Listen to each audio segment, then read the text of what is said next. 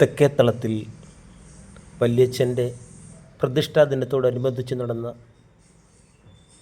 ഇന്നത്തെ പൂജയുടെ ദൃശ്യങ്ങളാണ് കാണുന്നത്. ലക്ഷക്കണക്കിന് ഏത്തക്കുലകൾ ഇതോരോ ഭക്തരും മനസ്സറിഞ്ഞ് അവർക്ക് കാര്യം സാധിച്ചതിന് ഇവിടെ സമർപ്പിച്ചതാണ്. പ്രാർത്ഥിച്ച് അടുക്ക് വെച്ച് പ്രാർത്ഥിച്ച് അപ്പൂപ്പനെ വിളിച്ച് കരഞ്ഞു പറഞ്ഞു എൻ്റെ മോക്കൊരു സന്താനത്തിനെ കൊടുക്കണേ.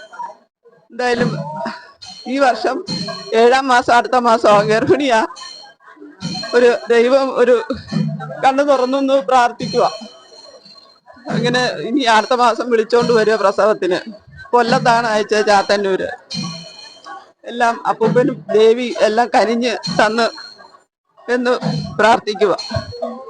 എല്ലാവരും ഇതുപോലെ അപ്പൂപ്പനെ വിളിച്ച് പ്രാർത്ഥിച്ചാൽ ഓരോ അനുഭവങ്ങളും ഫലം കിട്ടും. എൻ്റെ പേര് രമാദേവി. ചവറ തെക്കുംഭാഗത്തു നിന്ന് വരികയാണ് ഞാൻ. എൻ്റെ മോന് വേണ്ടി ഒരു ജോലിക്ക് വേണ്ടിയാണ് ഇവിടെ. എൻ്റെ മോൻ പല ടെസ്റ്റുകളും എഴുതി റാങ്ക് ലിസ്റ്റ് വന്നിട്ട് ഒന്നും ശരിയായില്ല. ആ ഒരു എൻ്റെ ചേച്ചിയുടെ മോളെ ഇവിടെയാണ് കൊണ്ടുവന്നത്. അപ്പം മരുമകൻ ഇവിടെ കമ്മിറ്റി മെമ്പറുമായിരുന്നു. അപ്പം ഇവിടെ വല്യച്ഛൻ്റെ പൂജ നടക്കുമായിരുന്നു. അപ്പം പറഞ്ഞ് കുഞ്ഞിന്ന് ഇവിടെ വന്നൊന്ന് പ്രാർത്ഥിക്കാൻ പറഞ്ഞു. ഇങ്ങനെ ഒരു അടുക്ക് മേടിച്ച് വെച്ച് ഞാൻ പ്രാർത്ഥിച്ച് അടുത്ത വല്യച്ഛൻ്റെ പൂജയ്ക്കകം എൻ്റെ മോന് ഏതെങ്കിലും ഒരു പിയൂൺ പോസ്റ്റായിട്ടെങ്കിലും ജോലി കിട്ടട്ടെ, ഞാനൊരു കുല മേടിച്ചേക്കാം എന്ന് പറഞ്ഞ്. അപ്പോൾ അതിൻ്റെ അടുത്ത വർഷത്തിന് മുമ്പ് തന്നെ മോന് ഫയർഫോഴ്സിലേക്ക് പരീക്ഷ എഴുതുകയും റാങ്ക് ലിസ്റ്റ് എഴുതുകയും ഫിസിക്കല് കിട്ടുകയും അവന് അപ്പോയിൻമെന്റ് ഓർഡർ വരികയും അവൻ ജോലിക്ക് കയറുകയും ചെയ്തു. അപ്പൊ ആ അടിസ്ഥാനത്തിൽ 11 വർഷം കൊണ്ട് ഞാൻ ആണ്ടുതോറും നടത്തി വരികയാണ്. അടയും എന്റെ മകന്റെ ജോലിക്കാരിയായിരുന്നു നടത്തി തന്നത്. ഇവിടെ വന്ന് ജോലി ഇല്ലാത്ത സമയത്താണ് ഞാൻ ഇവിടെ വന്നത്.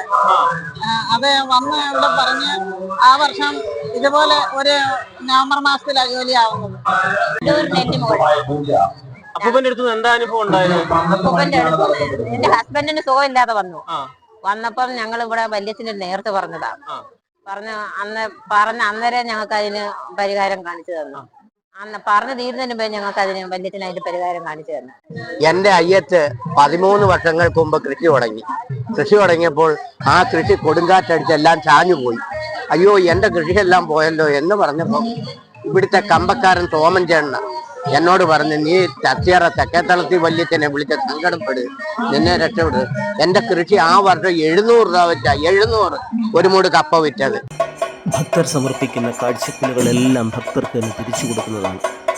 വല്യച്ഛൻ സ്വീകരിച്ചതിന് ശേഷം പ്രസാദമായി തിരിച്ച് ഭക്തർക്ക് തന്നെ കൊടുക്കുന്നതാണ്.